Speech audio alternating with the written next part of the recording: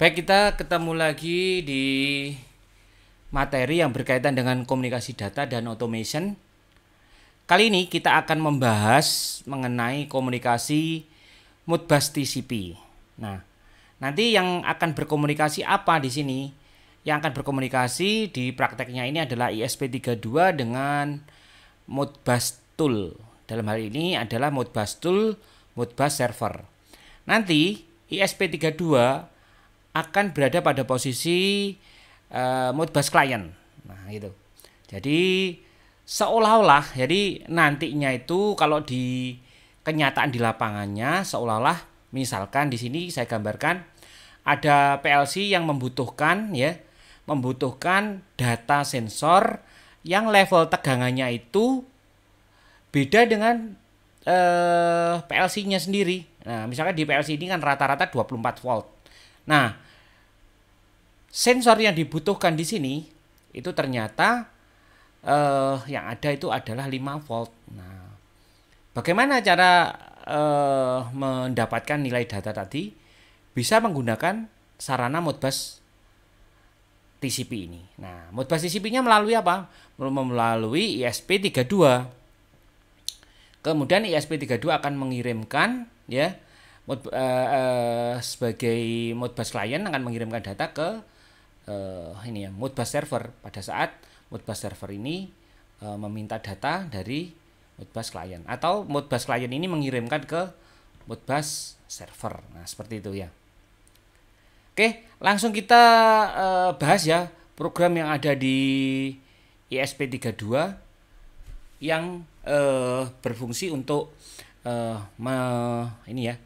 menerima maupun mengirim data ke Modbus Tool, Modbus Server. Baik, langsung kita ke programnya.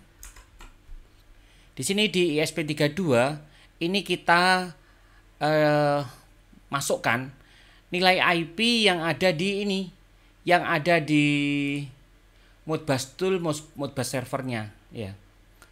Nah, ini saya disconnect dulu. Ini saya nolkan dulu ya. Nah, sebelum Oke. Nah, ini ya. Modbus Tool ini, Modbus Server ini memiliki IP yaitu 192.168.1.11. Nah, kemudian setelah dideklarasikan IP-nya, maka ini di sini ada jumlah register ya, jumlah register yang akan membaca data ya, jumlah register yang akan dibaca oleh ESP32. Misalkan di sini nanti akan mengirimkan data gitu ya. Kemudian ini bagian koneksi ke jaringan WiFi-nya. Kemudian di sini di bagian awal yaitu ESP32 akan membaca ya. Di sini membaca data dari Modbus Tool-nya ini. Nah, nanti berapa jumlah register yang akan dikirimkan ke sini. Nah, gitu ya. Tadi sudah ada ya deklarasinya, ada berapa tadi ya. Kemudian selain itu Modbus TCP atau Modbus client-nya akan mengirimkan data random. Nilainya antara 20 sampai 100 ya, ke Modbus Tool ini. Tadi kelihatan ya sebentar sebelum saya disconnect, ada kelihatan itu. Nah, setelah itu di bagian lain nanti data yang diterima ya, setelah dibaca ya, data dari Modbus server di Modbus Tool-nya ini akan ditampilkan di layar. Nah, menggunakan ini. Oke, langsung kita coba ya. Nah, di sini sudah saya download di ESP32-nya. Nah, sekarang kita akan coba, kita koneksikan dulu. Ya. Nah, di sini langsung ya. Karena ini sudah saya download ke ESP32 dan ESP32 sudah terkoneksi dengan WiFi-nya ini. Nah, ini langsung dikirimkan data acaknya tadi. Data acak antara nilai 20 sampai 100. Nah, kemudian untuk uji coba pengiriman dari Modbus ini Modbus servernya bagaimana? Nah, ini kita lihat di serial monitor. Nah, di sini ada berapa ini? Nanti berapa register? 1 2 3 4 5 6 7 8. Ada 8 ya. Nah, 8 berarti mulai dari sini. 1 2 3 4 5 6 7 8. Nah, oke, kita akan coba ya. Kita akan coba di sini mengirimkan data misalkan di register 0. Kita kirim data misalkan berapa?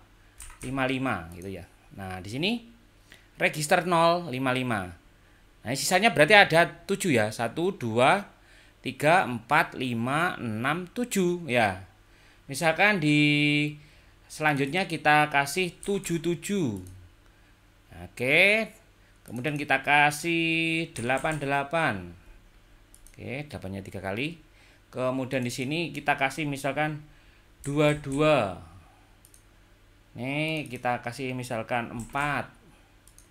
Ini kita kasih nilai misalkan 6. Ini kita kasih nilai misalkan 1. Ini kita kasih nilai misalkan 3. Nah, gitu ya. Nah, oke ya. Jadi dalam hal ini ya, ini komunikasi mengirim dan menerima dari ESP32 ke Modbus server ya, Modbus server yang diwakili toolnya atau alatnya dengan menggunakan Modbus Slave ini telah berhasil ya. Jadi ESP32 sudah bisa mengirimkan data random nilai ya antara 20 sampai 100 ya. Kemudian dari sisi Modbus servernya itu juga dikirimkan ke sini. Kita coba kita nolkan lagi. Kita nolkan lagi apakah bisa 0? Ya, kita nolkan lagi di sana ya.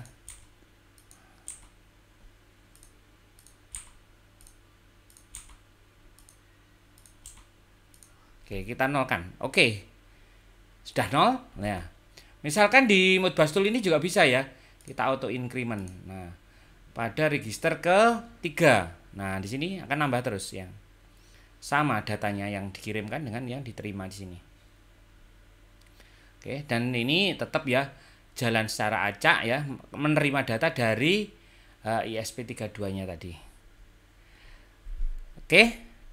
Demikian penjelasan demo yang berkaitan dengan komunikasi data, komunikasi Modbus TCP, ESP32 sebagai Modbus client dan berkomunikasi dengan Modbus tool. Dalam hal ini Modbus toolnya adalah sebagai Modbus server. Oke, demo kali ini video kali ini kita akhiri. Nanti kita coba lagi komunikasi-komunikasi yang lain yang menggunakan berbasis jaringan maupun berbasis serial ya. Baik, ditunggu ya video-video selanjutnya. Jangan lupa jika video ini bermanfaat, silakan di share, di like ya. Silakan kalau misalkan ada pertanyaan atau mungkin memberikan usulan yang berkaitan dengan video ini, bisa di kolom komentar. Terima kasih. Sampai jumpa di video yang lain.